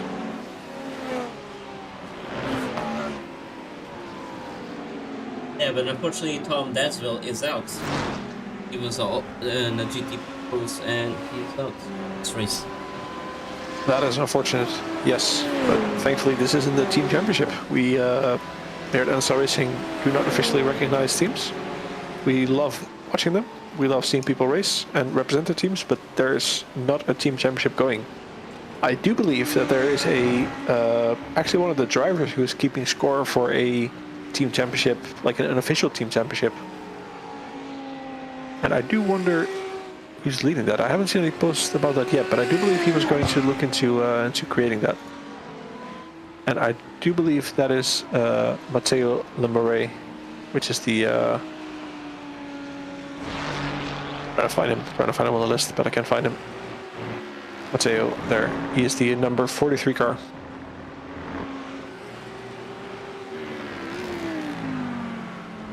Very chill second part of the race, actually.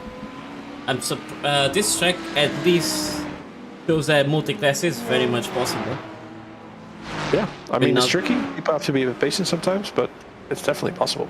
Yeah, without much of incidents happening.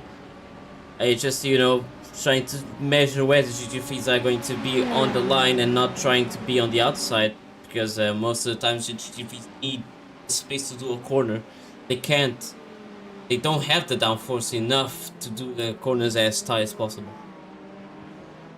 Yeah, that's correct. They generally need a little bit more track than the GTPs do. So, where GTP might be able to keep the inside for a corner, the GT3 might need to run all the way out to the curb. And the only way they can avoid doing that is by completely lifting off, which is not something we ask of the GT3 drivers. It is generally up to the GTP, the faster class in this case, to make it a safe overtake. So, the slower class is expected to run their own line. They are expected to facilitate an overtake, but not to what you might be expecting. Or if you're like a Formula One watcher, for example, they're not expected to pull over and just give right of way.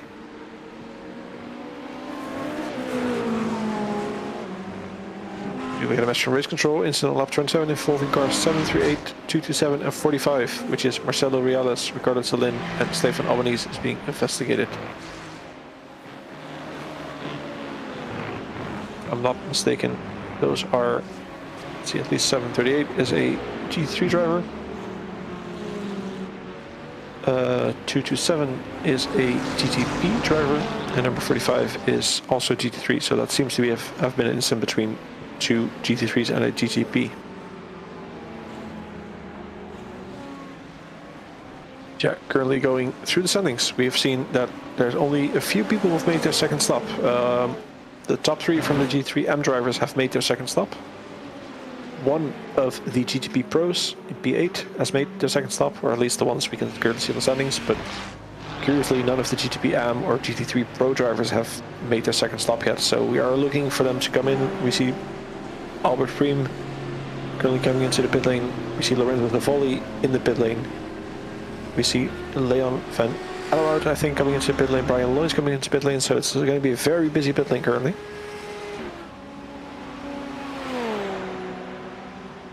And this might be the time for a couple drivers to make up their time. Just looking to extend their stints. This might also be interesting to see people who have been running different pit strategies. If someone, for example, ran a shorter stint for their first stint and a longer stint in stint 2, they're going to have to run a longer stint, a longer final stint as well, so they're going to need more fuel here.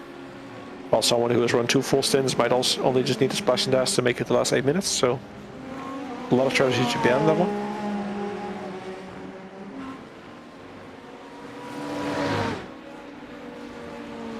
Gutierrez and Tommy Patro are battling each other, but Tommy still has to go to another pit stop. He's the only one that hasn't done it on GT Cruise at least. That's true. This might ruin his strategy a little bit. I mean, if he's generally a little bit faster here, he might have been looking to run the last little bit longer and gain a little bit of speed on the longer low fuel. But it seems like he's currently a little bit stuck behind Alvaro, which in the end might affect his final pit stop a little bit in this position where he comes out, but we'll be able to see that soon. I do expect him to go into the pit sooner rather than later. He's going now. He hasn't been fuel saving enough to do another lap. Oh, he has? But it seems he has. Interesting. It might be like Carlos Bozo, which is doing 2 laps extra.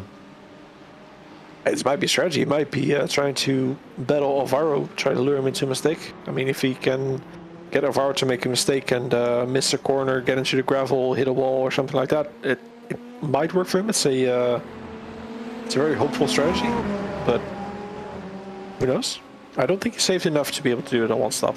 No, he hasn't. Definitely not. Otherwise, he had to pit after lap 40, or in that. He pitted a lot earlier. Lap 40, no, minute 40, I'm sorry.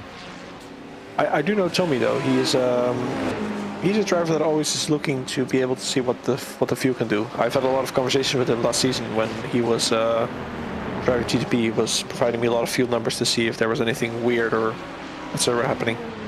So I know there's something on his mind. So who knows? Maybe he pulls something out of the rabbit hat. But the way he's currently driving, I don't think he's saving that much fuel. No. Anyway, 5 minutes to go.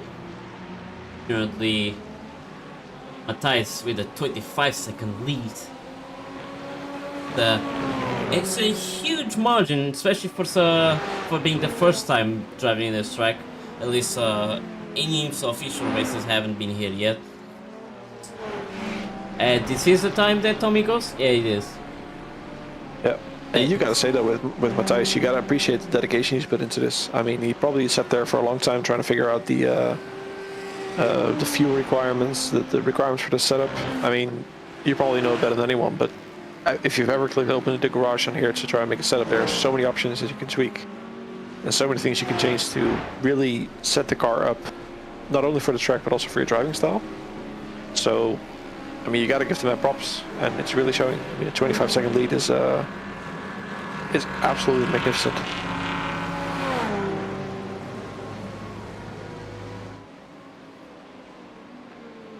Everyone is now pretty much distant from each other. Albert Prim is now in comfortable P4 P1 of his class. No, actually no, Albert is on GTP Pros. It was Brian Lunge that was supposed to be ahead of Leon. That's correct, but after the pit stops, look at that. Leon van Ello currently P1 with a 4.67 second lead. I'm not sure if there's been an incident. I don't think I've seen anything on there yet, but it might have been Leon. As I said earlier, maybe he pitted later on the first stint. Brian pitted earlier, which kind of gave him a little bit of a fake advantage there. And after the pit stops, after coming out, Leon might have just had a shorter second stop. He's getting a lot of time though, so this might be one of the first class victories for an IMSA racing car. I am going to knock on wood though currently, since I've said before that the entire race was pretty clean, no multi-class incidents, and then all hell broke loose. So, will I commentate the screws? Find out in the next episode of What are you guys doing there? Come on. IMSA Racing IMSA League. That was Aaron and I've been complaining of something behind him. Not sure. Yeah. Not entirely sure what happened, but I'm quite sure Race Control handled that quite fast, because I see a lot of yellow text in the log, so that's good. Here we see two drivers of the team, Sim Point Trek Scars, fighting each other, Bart Schollaert and Wout Goossens, two teammates in the Ferraris, currently battling out on track for P7. See, no love lost between those two, but also no team orders there. Free to fight, free to battle. Last 3 minutes, let's go, baby. While also trying to chase down Garrett Spence.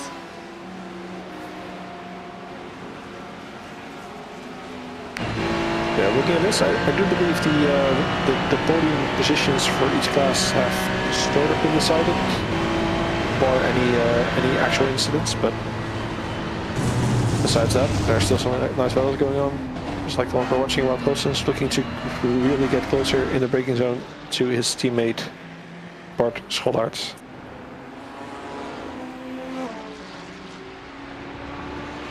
But yeah, I wonder, are they going to work together to get Garrett Spence, or are they going to fight in between themselves as well? If you were team captain, Paolo, what would you be saying in this situation to both of your drivers? To battle each other. Battle each other? Yes. Because it's only a way you can improve.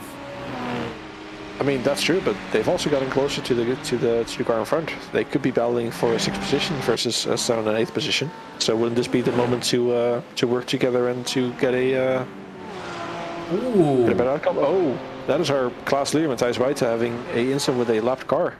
Yeah, it was Carlos Ponce. I was like, really, really strange how this was the only mistake I've ever seen Matthias do. And of course, it wasn't entirely his fault, but why was this car going so slow? I am not entirely sure. Maybe at a moment, maybe he was trying to come back on. Oh, but yeah, he was. No. But Carlos was also outside of the racing line. Yeah, it is now. Please check what happened to me.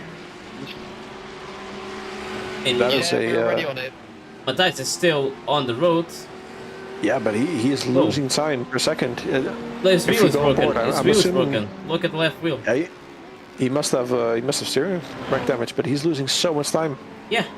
His left 15-second lead. wheel, front left wheel, is completely broken. You can see it's That's going a on real the question. inside. He's in the last corner currently. Is this the last lap? That's essential for this one. I don't think it is. No, it's I don't not. think he's reached white flag yet. Not. He Oh, went to the he pit has run and into the he pit lane. lost. He lost the Oh, that's position. That is heartbreak for the Dutch League Racing driver. Having led the race, having set no foot wrong the entire race, having a lead of over 25 seconds, and then it all coming down on the penultimate lap. That is painful. But That again, is incredible.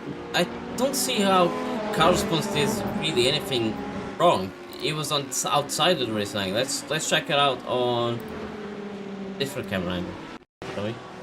So he was already going slow here, sure. Yes, he might have been running with some damage, but he's just... He went to the right even. I don't know what happened there. I think that may have just been a little misjudgment. I mean, coming into those corners, it's very fast, it's very blind. Maybe Matthijs just kind of got in the rhythm, didn't see it in time, and tried to respond by going onto the grass, and unfortunately went wrong. It's gonna have to see what happened there. You can see him. You can see him there, yeah. He just comes up on him real quick. Oh, that is just so incredibly unfortunate. Yeah, he has just no steering left. Yeah, Look at that. it was Oh, that completely hurts. right, the wheel. Still in P3 though. Yeah. He repaired his car, but he is in P3. Still got a podium out of that. True. I gotta say, I do not envy race control trying to judge those incidents. I mean, those are tough, man. But we do see Lorenzo Zoffoli unexpectedly going over the finish line. P1, his first win of the IMSA Racing Series. Congratulations, Lorenzo Zoffoli. P2, Alvaro Gutierrez crossing the finish line, taking his second place victory, and then Matthijs, he's probably very disappointed, but in the end, unfortunately, things happen, and he will be crossing the line in P3. Carlos Boza also in the GT3 Pro Class, finishing first. Alex Ott only 2 seconds behind him. Unfortunately, wasn't enough, but congratulations for both, and we see a lot of cars just drifting past. That was Matthijs again. Yeah, I don't think he's happy with that finish, and he's probably showing that by turning his car into a lot of loose parts, it seems like. But yeah, we have our class winners. We have Lorenzo Zoffoli winning in the GTP Pro Class, Leon van Ellewoud winning in the GTP AM Class. Really quick. In GT3 Pro Class, we have Carlos Boza, and in the GT3 M Class, we have Samir Arshad. So congratulations to all these drivers. And now, if you keep people busy a little bit, we'll try and get some people into the chat here, into the commentator room here for some interviews. Some people are still racing. Anthony Quarenta still on track. He's the only driver currently still racing. Oh, and P7 on the GTP AMs, I think. It is Freak Smith as well, yeah. But at least Anthony doesn't need to worry about the cars behind him, since he's going to finish P3 in this class easily. Thanks. There you go. He crosses the line in P3 of the GTP AM class.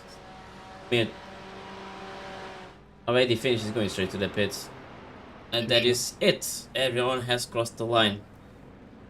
He still said finish the race. Amy, how did you end up behind me? You're way faster than me. Let's see the results then, shall we? After the GTP. Yeah. You can go through race results. I'll try to get some people over. Yeah, I've been driving with a 15-degree offset for half the race. Okay. And So for the GTP Pros, Out into the box because my engine shut down, and we have Lorenzo Zoffoli in P1, Alvaro Gutierrez in P2, the engine. Matthijs in P3. Fortunately for him, lost the 2 positions after leading every single lap. Albert PM in P4, Tony Patero in P5, Juan Salval in P6, P7 for Aaron Avina, 8 for Tom Dadswell. Good fucking job, Garrett. Good fucking job. For the GTP AM class, we have Leon Elhout in P1, Brian Lorenz in That's not how P2, cars are Sebastian made. van der Hoeven P3, Karel Palin in P4, Frankie Francic in P5, João Dias in P6, P7 for Freak Smith, P8 for Robin Duhamel, P9 for Carlos Ponce, 10 for Niels Ullmann, Jack Reeve in P11, and Daniel Ronke for Trinken B here in finish. Didn't even start. The GT3 Pro drivers, we have Carlos Boas in P1, Alex Odd in P2, P for Daniel Maggione, P4 for Adam Watson, 5 for David Lanzani, P6 for Alessandro Maras, 7 for Yashal Yunus, 8 for Roberto Covad, Marcelo Reals in P9, Enrique Maldar in P10, also quit early because of the accident. GT3 AM, we have Samir Shad, P2 for Team De Hond, P3 for Anti40, P4 for Conor Craven, 5 for Bart Schollard, P6 for Wood Gustent, P7 for Garrett Spence, P8 for Amy Graham, P9 for Roberto Filippis, and P10 for Matteo Emeray, P11 for Juan Leno Verde, P12 for Stefan Albanese, P15 for Michael Booter. Good job. You got through it. Good job. And I managed to get some. I managed to drag someone into the commentary room. Good evening, Leon. Hello. Good evening. Hello. Good evening. I might be biased here, but Anthol racing car on the podium. I'm on the top step of the podium. Even I'm pretty proud. How are you feeling? Andy? Yeah, thanks. Well, I'm feeling very good. It's awesome to be P1 in class, of course. Incident in the quality. me, Do you are post With like my- I mean, it's it's great. Sorry. the clip or I just It's great got to hear. in the I mean, chat? you had a great battle with Brian Lorenz there just There before the should last be pit a stops. ticket open in the incident report. Were you aware that there was a Incident bit of a report difference 681, between so you should the be able to see between that the now, and pit if lane you type it strategies, in or there. were you just battling for trying to hang on Okay, for your yeah. life? No, I was fuel saving, so I managed to get an extra lap every stint. That helped me on the second pit stop to get a lot of time in the end on Brian. Brian was very fast and he was racing very good, so I'm happy to do it on strategy in the end and managing to fuel save and survive in the end as well, because it was crazy on track.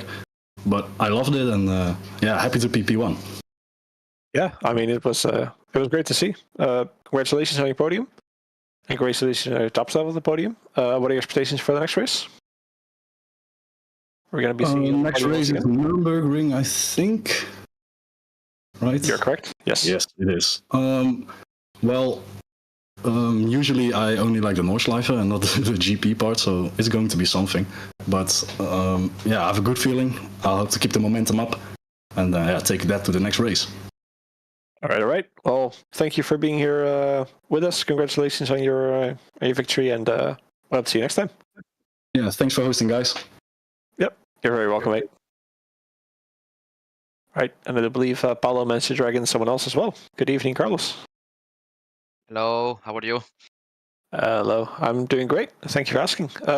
You must be feeling pretty great as well. A win in the second race. How are you feeling? Yes, to be honest, I felt much better than the first race. As you know, the first race I had some difficulties with the pace and with the competitors.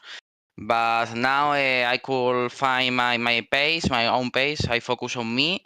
Fortunately, I could win this race, and this is very important for the championship. As you know, the first race I couldn't get good points, so now I think I can recover a lot of points. Yeah, I mean, it is looking good. Race 1, you finished in P7 in the end. Your current main competitor in this race, Alex Ott, was P3. I don't know how the points translate to the second race, but I mean, you made it exciting. You managed to keep ahead of him for most of the race, so you showed incredible pace. And most importantly, you finished on top of the podium, right? Are your expectations for the third race for the Nürburgring? Well, I think I can feel much better in Nürburgring because I know much better this circuit. I have raced before. But yeah, this race was so important for the championship, and I could get some good points. Good points, sorry. And yeah, we will see the pace on in Nürburgring. I have a lot of confidence in myself, but who knows? I have good competitors in front of me, such as Alex and company. So yes, I'm trying to focus on myself and find the best pace. Yeah, I mean, it sounds great. I do know we have a lot of Spanish and Iberian drivers in and around our stream. Do you want to say any words in your own language? Yes, of course. Muchas gracias a todos los españoles que habéis visto esta retransmisión. Ha sido una carrera bastante buena, la verdad que hemos podido manejarla desde comienzo hasta el final. Afortunadamente no hemos tenido ningún tipo de accidente, ya que este circuito pues es bastante propenso a eso, el tráfico, las chicanes, los pianos, es bastante complicado para eso. Así que nada, después de la primera carrera hemos podido recuperar muy buenos puntos en esta. Así que ya centrados en Nürburgring, que creo que podemos tener un mejor ritmo, un circuito que me conozco mejor que este, ya que, bueno, como todos sabéis, es nuevo. Así que nada, centrado en el campeonato, esperamos seguir en esta línea y conseguir muy buenos puntos. Y como siempre, pues gracias a mi equipo, Rincon Racing y los sponsors, que son los que me apoyan en este campeonato. All right, beautiful. Muchas gracias for your time, and congratulations on your win, Carlos. Thank you. Bye. All right, see you next week. All right, I'm just trying to see if we can get some more people.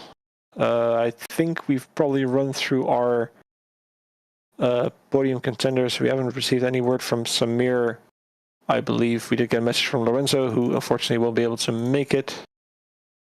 So I think that may be it. So looking back on it, on the event, Paolo, have any closing words for us? Yes, any final thoughts? I mean, the track itself is really good for racing, but our racing finally ended. Now I just please add Portimao, please. You're not biased at all, aren't you? No, of course not. But as well, it's because it's an actual track that, multi-class is famous for. That's true. That is true. And we see that these kinds of tracks really work well with multi-class racing. And overall, just a really fun track to see. Mugello here in iRacing finally in very high detail as well. And the behavior of, generally, at least the second part of the race, was well kept. Yeah, I think people cooled down a little bit. We did see some incidents, but generally people were pretty well behaved after they cooled down a little bit. And thankfully for you, I do think Portimao is getting added into the simulator, so we'll be able to see that soon. Hopefully we'll be able to see that soon. TM, of course. Hopefully we'll be able to see it in the future season of Anti-Stall Racing IMSA. But I think, for today, I think that was probably all we had to say about this. So unfortunately, I'm going to give the last words to you, Paolo. I've had a wonderful time being here. Thank you for allowing me into your booth. Thank you for your hospitality. Thank you so much for being here. Yeah, hopefully I'll be in the car next time. Yeah, Nürburgring GP. Are you prepared at least for that track? Think you can do it? I have more experience there, so it's definitely a more familiar thing. It's not my best track, but then again, you could question what is. But no, I'm looking forward to it. I've got a bit of time to prepare. I've got a bit of time to get my hand around the Acura. I think it's going to be a good car around there as well. And I'm looking forward to it. I'm always looking forward to it. And I'm looking forward to test out a new setup. So can't wait. All right, then. So wrapping this up, thank you so much for watching. And next week at the same hour, we are going to the Nürburgring Grand Prix. Thank you so much for watching, and see you then.